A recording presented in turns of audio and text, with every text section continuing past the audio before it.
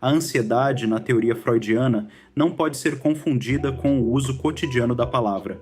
Quando Freud aborda o tema de maneira sistemática em Inibição, Sintoma e Angústia, Freud, 1926, ele já está revisando uma concepção anterior formulada na primeira tópica e reformulando profundamente o lugar metapsicológico da angústia.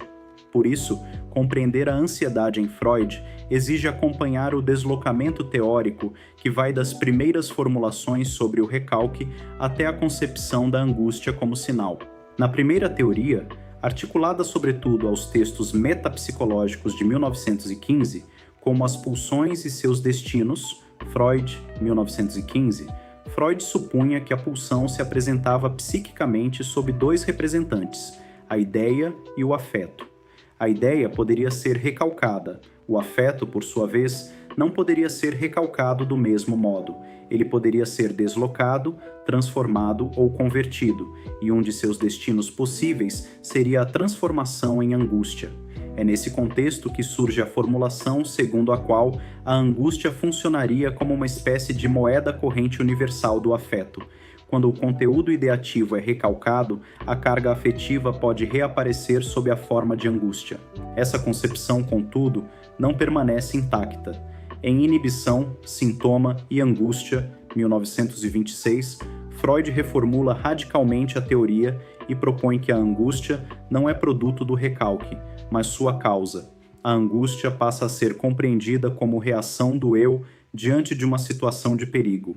O recalque ocorre porque há angústia, e não o contrário. Essa inversão é decisiva para a segunda teoria da angústia. Freud distingue, então, diferentes modalidades de ansiedade. Há a angústia realística, que corresponde à reação diante de um perigo externo efetivo. Há a angústia neurótica, que se refere a um perigo interno, pulsional. E há a angústia moral, ligada ao supereu.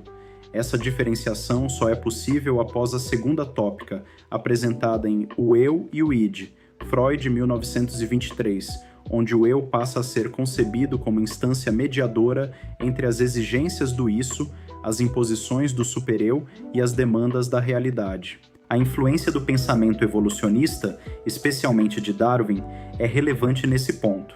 Freud nunca escondeu sua admiração pelo naturalismo darwiniano. A ansiedade pode ser compreendida, em sua dimensão adaptativa, como reação biológica de autopreservação diante do perigo. Contudo, o que distingue a abordagem freudiana é que o perigo não é apenas externo. Ele pode ser interno, pulsional. A ameaça não precisa estar presente na realidade objetiva. Ela pode ser antecipada, fantasiada ou derivada de conflitos inconscientes. Em 1926, Freud introduz a noção de angústia sinal. O eu, ao perceber uma situação que remete a um perigo anterior, como a perda do objeto, a perda do amor do objeto ou a ameaça de castração, emite um sinal de angústia que mobiliza defesas.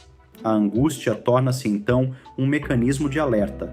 Essa concepção está diretamente articulada ao complexo de Édipo e à ameaça de castração, temas desenvolvidos desde a interpretação dos sonhos, Freud, 1900, e aprofundados em O Eu e o Id, Freud, 1923.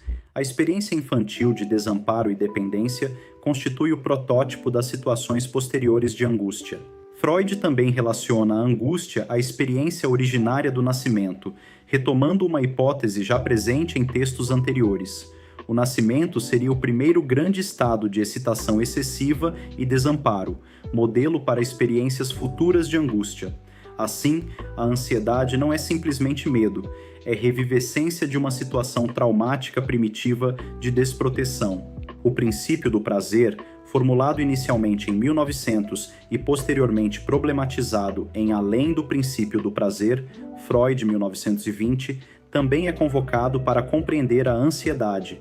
Se o aparelho psíquico tende a evitar o desprazer e buscar a redução de tensão, a angústia aparece como estado de desprazer intenso que mobiliza defesas para restaurar o equilíbrio.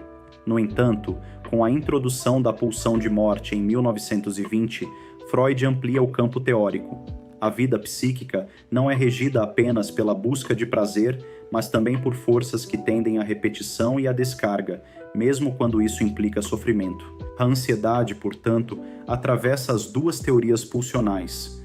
Na primeira, aparece vinculada ao destino do afeto recalcado. Na segunda, torna-se função do eu diante do perigo. Ela não é apenas sintoma, é mecanismo estruturante. É condição de possibilidade do recalque, da formação de sintomas e da organização defensiva. Do ponto de vista clínico, essa distinção é fundamental. A ansiedade não deve ser tratada apenas como fenômeno a ser eliminado. Ela pode indicar que o eu está tentando se proteger de um conflito pulsional ou de uma ameaça à sua integridade.